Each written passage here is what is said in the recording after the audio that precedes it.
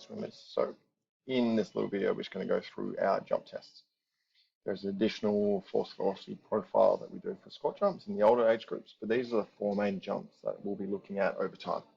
We have your squat jump, your counter movement jump, your rebound jump, and your broad jump. So if we look at, there's 3 vertical based jumps and then 1 horizontal. So the broad jump is the horizontal jump or standing long jump. So our squat jump, we're going to start in a 90-degree squat or a half squat. So this is looking how strong and powerful we are from this position, a static position, into full extension and to a subsequent jump. We measure the power on this, and it's really good for our starts and also our turns, especially once we've hit the wall. It's generating that force and power to get off, and it's also the ability to move your own body weight on the blocks for your starts, but also has relevance to other sports, and it's been correlated to performance. So if you look at this, big jump up from the static position, and we measure how high you jump for that one. Now, in comparison, where we're in the static position to start, we have the counter movement jump. So this one is where you actually start from the top.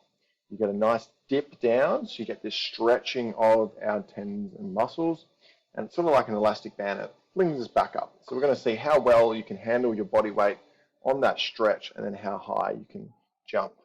Often this is higher than your squat jump if it's been trained. So we often look at the ratio between your counter movement jump and your squat jump to see what is more important, depending on your sport. The third vertical jump is your rebound jump. So this is looking at how well you can bounce off the ground. So with this jump, you have basically 2 jumps. You have this preceding jump, which is just a counter movement jump, followed by a sort of pogo or pop or bounce after.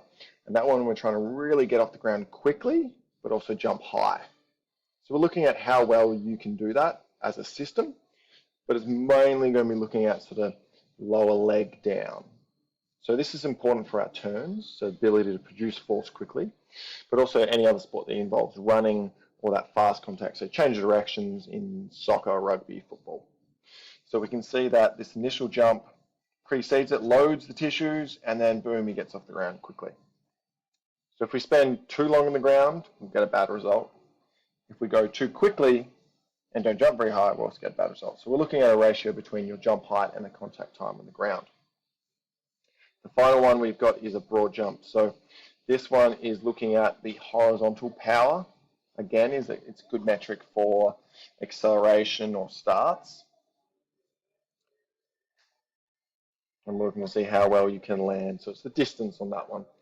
This one's a little bit harder to get power, so we just use distance. What we can do is measure this over time. So we can have 2 things we can look at. We can have a look at your absolute power. So that is in just watts. That is the metric for power. And a nice way to think about power is force times velocity. So how quickly we can produce force of our body. Now on this one, we'll get an absolute number. So 5,483 is best on the National Open on this one. So we can look at that, which is good. However, it has limitations. For example, if you have Johan, who's 18, big muscular athlete, it's probably unfair to compare him to a smaller target state or state age athlete. So that's where our relative power comes in. And all that is, it's our power, an absolute power number here, divided by your body mass, or your body weight. So we want to track this over time to see, hopefully, that you're improving bit by bit, year by year.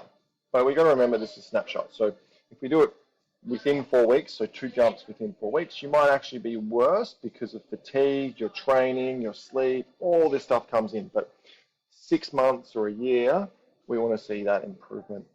So this is an example of what we might see. This is William Laidlaw, who is a National Open athlete. So this is him in early 2020. About a year later, due to COVID, he's about 10 watts per kilogram better, which is really, really good. Some of the things we look at in terms of our metrics or our standards that we're looking for is the elite male and females based off Australian swimming study that looked at squat jumps. in the swim team about 2017-18. So 62 was the average of the males, 57 the average of the females. So that's what we'll be striving to get. In terms of this, the under 18 female and male, I think it was a talent ID squad. I think they were probably not as trained as some of the athletes that we have here. So I don't think that's anything special in terms of 37 or 40, but it's a nice base number that we can start to achieve and aim towards. So wherever you are, doesn't matter where you are now, it's where you want to go. Okay. So that is our power testing for our lower limbs.